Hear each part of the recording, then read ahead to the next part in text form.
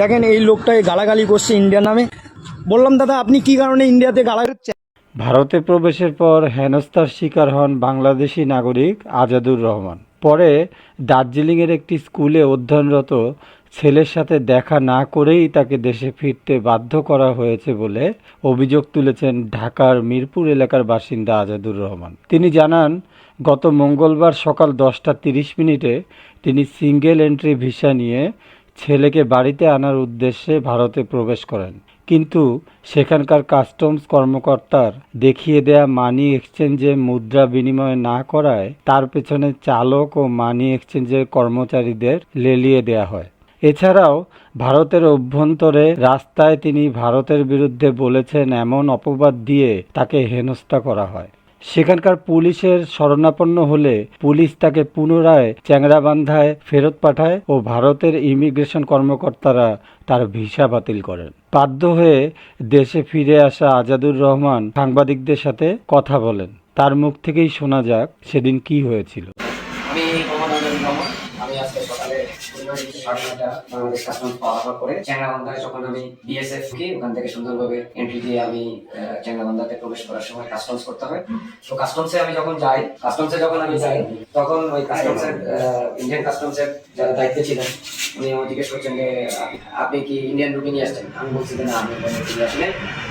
তো আমাকে বলে তাহলে কি নিয়ে আসছেন? আমি বললাম আমি ডলার নিয়ে আসছি। পাসপোর্টে ইনভেস্টমেন্ট করা ছিল, সব ঠিক আছে। পরে কাস্টমসের আরেকজন ভদ্রলোকের কাছে আমার পাসপোর্ট দিয়ে বললো যে আপনি কিভাবে যাবেন, মানি এক্সচেঞ্জের কাছে যাবেন?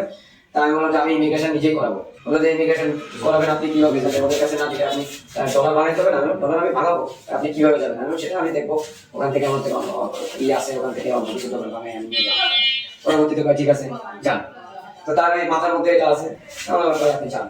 আমি গেলাম, আমি সুন্দর মতো ইমিগ্রেশন করালাম। আমি মানি এক্সচেঞ্জের ওখানে গেলাম, ইমিগ্রেশন সিল করার পরে আমার ব্যাগেজটা নিয়ে যাওয়ার পরে ডলার এক্সচেঞ্জ করলাম। করার পরে ওখান থেকে আমি আমি কাশিয়াং যাবো। কাশিয়াংয়ে আমার বাচ্চা দীর্ঘ 19 সাল থেকে পড়াশোনা করে আসতেছে, আইসিএসসি পরীক্ষা হয়ে গেছে, খুব দেখান হয়ে যাবে তাদেরকে।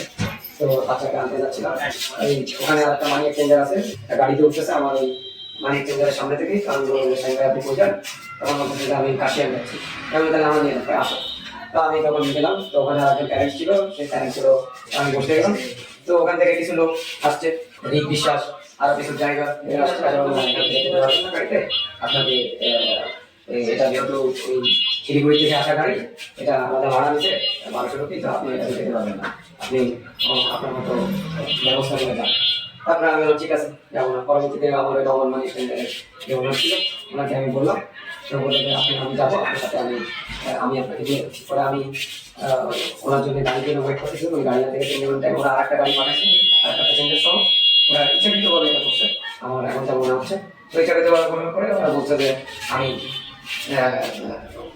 যাবো না, কিন্তু ড্রাইভার বলতেছে যে আমি যেতে পারি। ওখানে উঠে তখন বলছি, পরে ওরা আবার এসে লোকজন দিয়ে ধরছে। ওই আমার বিশ্বাস ওই মানি এক্সচেঞ্জারের ড্রাইভার সিন্ডিকেট গাড়ি দিয়ে না যাওয়া যাবে না। একটা ভিডিও ছিল, ওই ড্রাইভার চ্যানেল নিচে ফেলে দিচ্ছে। এই ধরনের আসলে যে আচরণ, আমরা এজ এ বাংলাদেশি বা ওই দেশের জন্য যেহেতু আমরা ফরেনার, তোমার গাড়িতে যাওয়ার যোগ্যতা নেই। আমি একটা গাড়ি রিজার্ভ নেবো কেন? 2000 টাকা আমি লোকালি যেতে চাইছিলাম। পরবর্তীতে আমি আটটা যাওয়ার জন্য প্ল্যান করছি। পরে যদি রহমান মানি এক্সচেঞ্জারের গাড়ি আসছে, হয়তো বসো, ওটাতে উঠতে দিলাম। সামনে গিয়ে আমার গাড়িতে উঠলাম, ওরা একটা লাল গাড়ি পিছনে সাদা গাড়ি দিয়ে ওরা না যেতে পারবে না। আমি নেমে গেলাম। নেমে যাওয়ার পরে আমি হাঁটতে হাঁটতে যাচ্ছি, এর মধ্যে ওরা নিজেদের মতো ভিডিও করছে এবং বলতেছে যে ওখান থেকে বলতেছে যে আমি নাকি গাড়ি দিচ্ছি, হ্যাঁ সেই গাড়িটা প্রমাণ। হ্যাঁ, তো আমি তখন আগায় গেলাম। ওই যখন এখানে চৌরাস্তা আছে, চৌরাস্তার ওখানে গিয়ে তখন যে ট্রাফিক পুলিশ আছে, আমি ট্রাফিক পুলিশের ওখানে উঠলাম। ওটা চেয়ারে বসে ভদ্রলোককে বললাম লোকজন সব জড়ো হয়ে গেছে। ওই ওসি এখানকার আইসিটি ইমিগ্রেশন চ্যাংড়াবান্ধা, উনি ওখানে গেলার পরে আমি বললাম যে আসলে এটা ফেক, এটাকে ইমোশন তৈরি করে এই জিনিসটা করার চেষ্টা করতেছে বাংলাদেশি এই ধরনের আচরণ, খারাপ আচরণ করছে। পরে আমি ওখান থেকে অনেকক্ষণ পরে ওনারা ওই সে সময় ওনারা ওই ওসি ওই থানায় মেঘলিগঞ্জ থানায় ওনারা ফোন করছে, মেঘলিগঞ্জ থানা থেকে একটা গাড়ি আসছে, তখন ওখানকার ওই থানার পুলিশ এবং ওনারা আমাকে স্পট দিয়ে থানা নিয়ে গেল। তারপরে ওখানকার এসে জিজ্ঞেস করলো ওসি, ওখানকার মেঘলিগঞ্জের ওসি আমাকে জিজ্ঞেস করলেন, তারপর আমি বললাম ডিটেলস। তখন দেখি যে এখান থেকে চ্যাংরাবান্ধা থেকে বারবার ফোন দিচ্ছে, এই করছে, গালি দিচ্ছে, এই তখন বলছে গালি দিলে তো যেটা আর যদি না করে তাহলে তো আমি দেখতেছি কি ব্যবস্থা করে। আমি খুব পরে দেখলাম ঠিক আছে তুমি বসো। আসলে এটা কোনো প্রমাণ নেই, আমি তাদেরকে বলছি যে প্রমাণ দেখান যে আমি জানিস এটা তো তারা একটা মানে ফেক মানে মিথ্যা একটা অপপ্রচার দেওয়ার জন্য এই জিনিসটা করেছে। দৈনিক আজকের বাংলা .net